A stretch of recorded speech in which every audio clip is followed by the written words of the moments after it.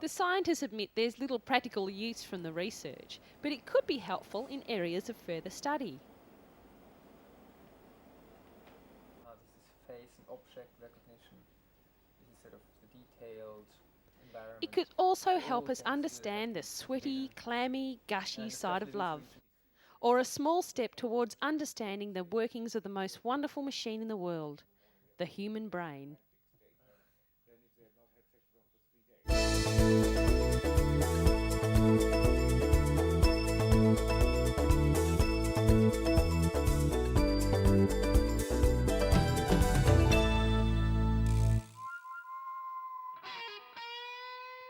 Space research is responsible for a range of mechanical equipment we use every day.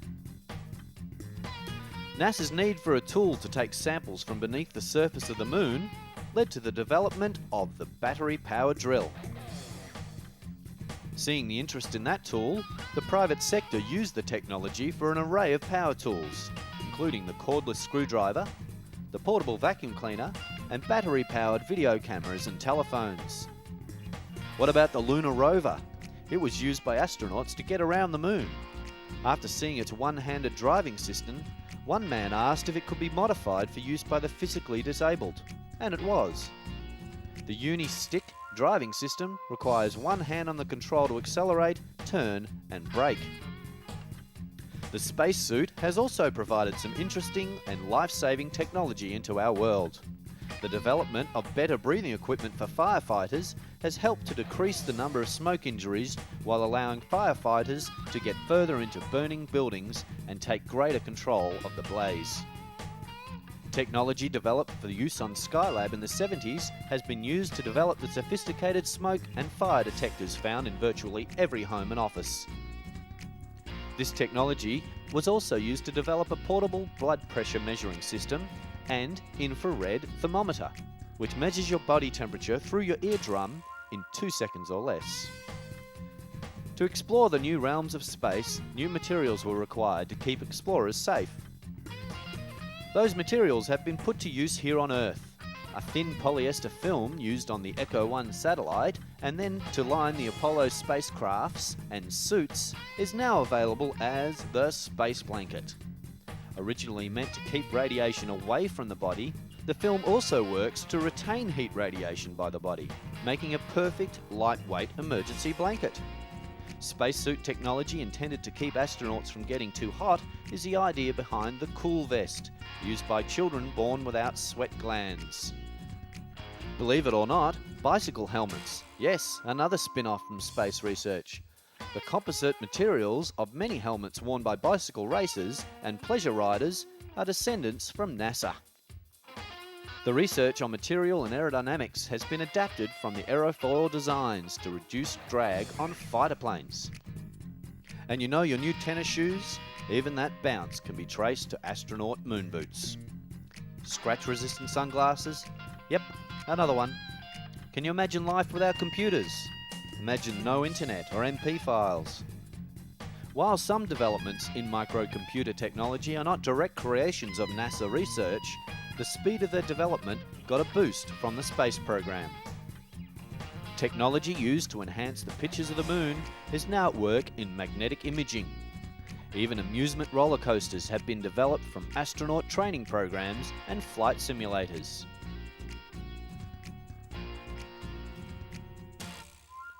And there's more on the way. Created as a flight experiment to grow large three-dimensional clusters of cells during space flights, the bioreactor provides an environment here on Earth where three-dimensional clusters of delicate tissue can be grown outside the human body. Samples can be used for medical treatments for illnesses or injuries and for the medical research on such diseases as cancer or AIDS. The implantable device, with just one moving part, is used to assist a weak heart until a transplant becomes available, or, in some cases, makes a transplant unnecessary. This method of preserving blood samples from astronauts in space is the idea behind the dry blood chemistry method. With this, faster analysis of blood samples can be obtained on Earth without the need for a bulky powered freezer. Development in growing food in space has led to artificial soil, which doesn't need fertiliser. This means no runoff from chemical byproducts when you water your garden. With all this amazing technology the space program has provided, we have developed a better and more efficient world to live in today. Let's look forward to the next instalment to come.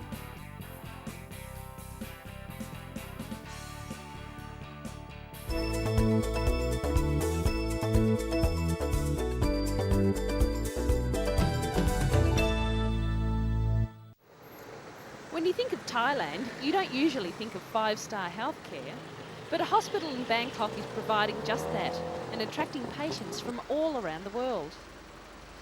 Some people come to Thailand for the elephant rides, others come for a relaxing break by the beach, but more and more people are coming for health holidays, taking advantage of the first-class medical care that is on offer.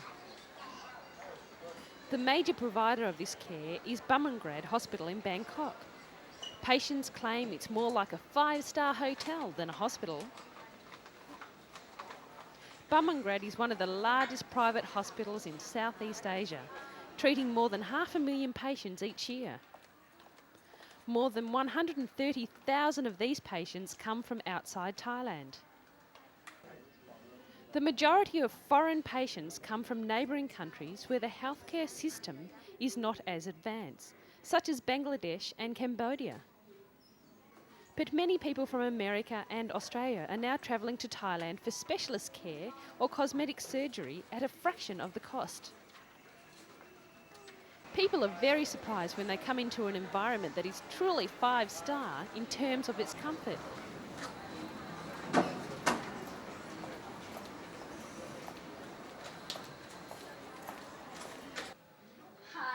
Casey Lippert is one of those thousands of expats who come to Thailand for healthcare. Originally from the United States, she now lives in Bangladesh. Her family couldn't survive without frequent health visits to Bangkok. Her daughter Melissa is being treated for skin problems in this latest visit. But this one will help to clear up the pimple faster.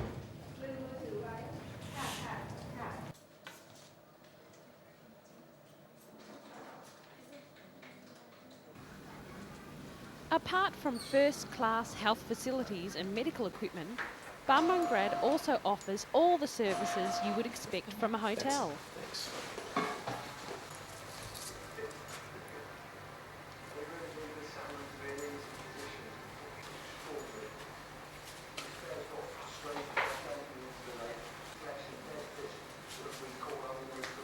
Patients are greeted by a personal assistant on arrival who takes care of admissions and appointments. Accommodation can be arranged for relatives at the hospital's very own service departments.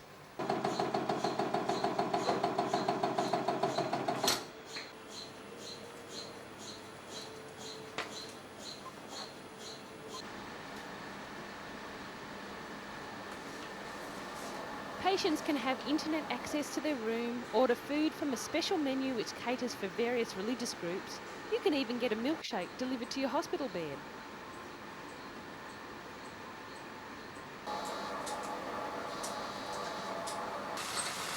This sure is one hospital that makes not feeling well into a real holiday.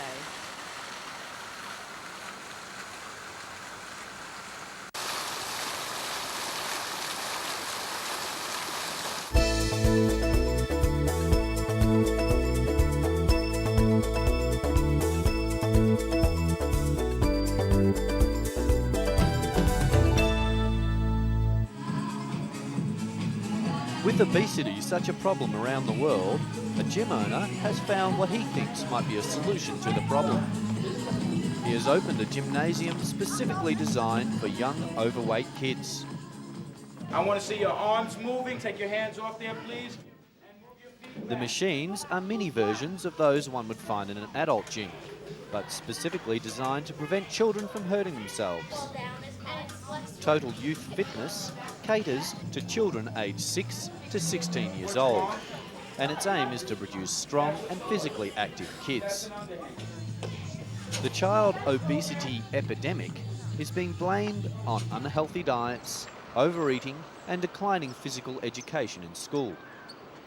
With the amazing new computer games available, experts also say modern-day kids are spending more and more time in front of their computers rather than running around and burning off calories.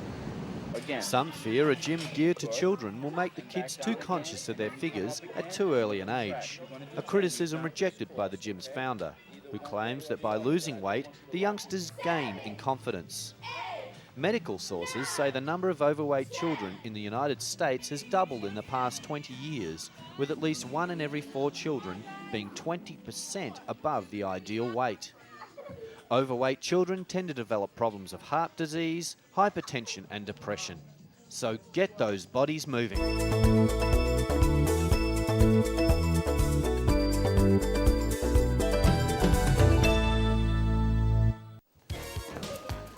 For just a few hours every week, a small group of children have been gathering in Jerusalem to prove their surrounding world wrong.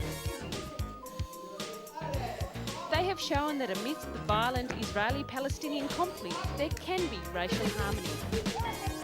Weekly practice for the children of the Jerusalem circus is no clowning matter.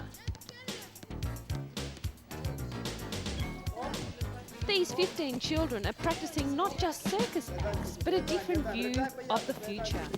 A future as a joined society where Israelis and Palestinians can live in harmony.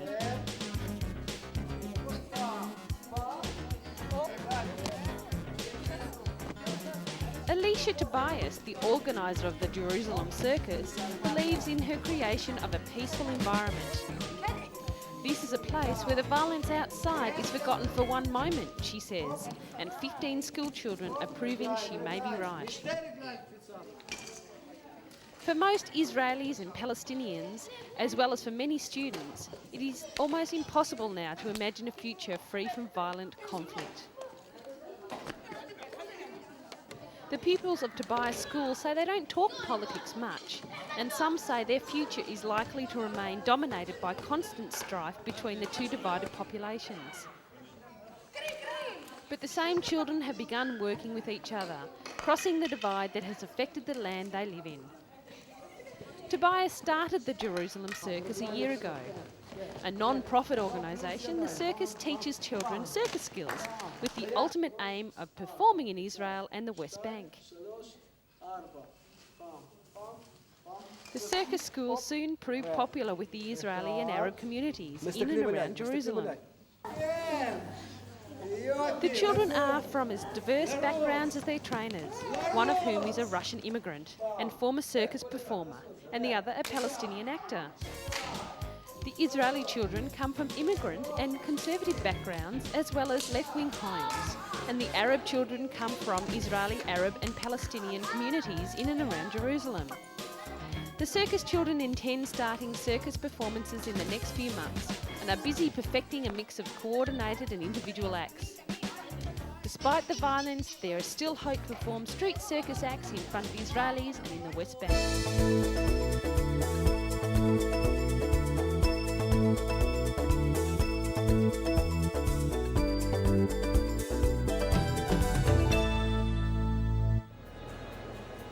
The growth in the use of gyms and fitness centres is a worldwide craze. The Sports Industry 2001 exhibition is an example of all that is new in fitness gear and health products. Gyms are an increasingly popular leisure pursuit around the world. The Fitness First chain started 8 years ago and is now gyms throughout Europe and Asia, and turned in a profit of £12.8 million sterling last year.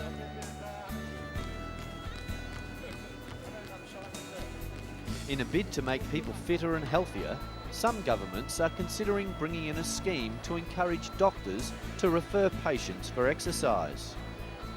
Some of the apparatus seen in today's gyms look relaxing, some more like torture equipment.